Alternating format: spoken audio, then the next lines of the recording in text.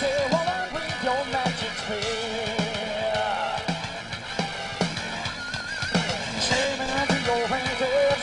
It looks like Mother Earth is mad as hell. Well, you gotta run when the lightning strikes. Now you gotta put out the fire.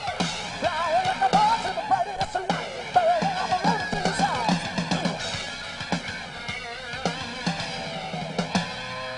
In that city waiting, watching at his garden look to see.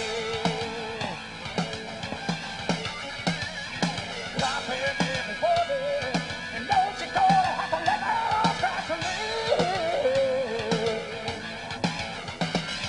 Well, you go to heaven and out goes down, and there ain't no piece of the pie. But the ways got to be the best ways now. Put a pass out on the fire. Who will let it moving when the shadows fall? When it takes nothing, nothing.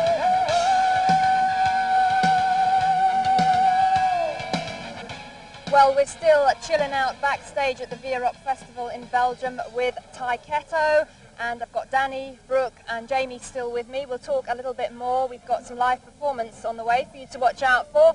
And we've already said that you're big Whitesnake fans, and you know, I must say I think it's great to have Whitesnake back on the scene, and we're seeing so many mixed bills at festivals encompassing glam, rock, AOR, thrash, everything.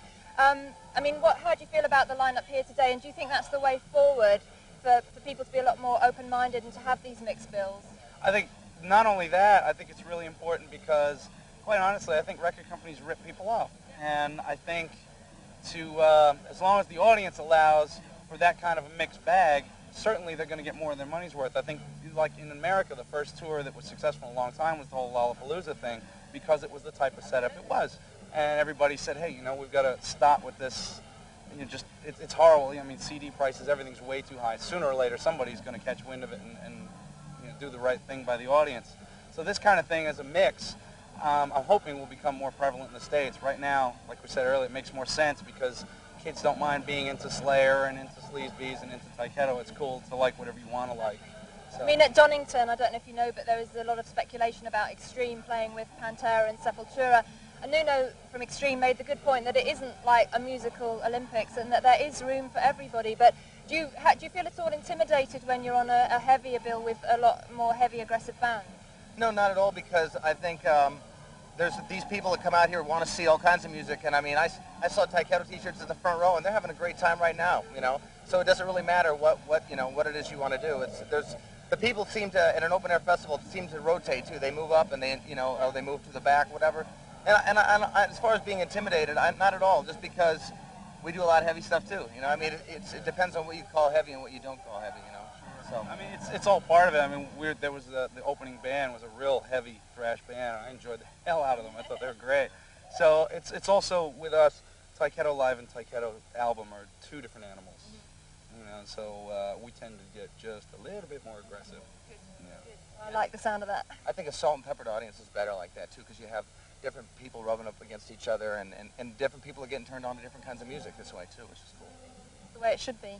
Now, a lot of the songs on Strength and Numbers are actually quite old because you actually recorded it for Geffen, and then they let you go, and the album was hanging around for quite a while. So I'm just wondering, how have you progressed since then, and if you've actually got around to writing any new material? Yeah, it's actually started. I never thought it was possible to do some writing while on the bus, because usually it's like the last thing you want to do, but Brookster here has been idea happy, so all of a sudden I've got my work cut out for me, because he's yards and yards ahead of me, because he's just got all these new ideas.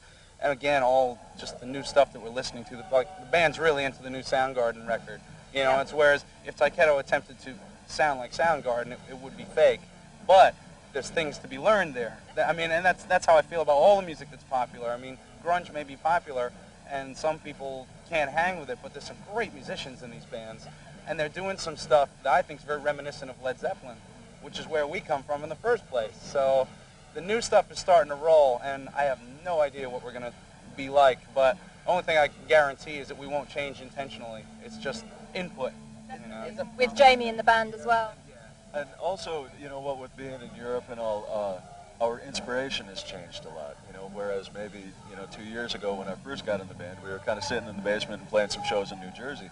Now we're kind of seeing the world, and we're really gathering up a lot of just kind of input and lots of inspiration we're getting, I think, for the next record. A very creative time for you. Yeah, absolutely. So, I'm sorry.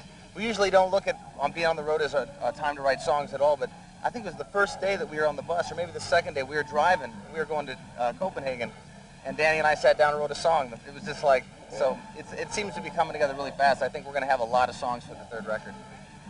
well, thank you very much for talking to me. We're going to say goodbye to these guys right now, but in the next segment we're going to be meeting up with drummer from Tyketto, Michael Clayton. He's going to be talking to our competition winner, Andreas Helmus, giving him a little bit of a drum lesson, and Andreas Torture begin.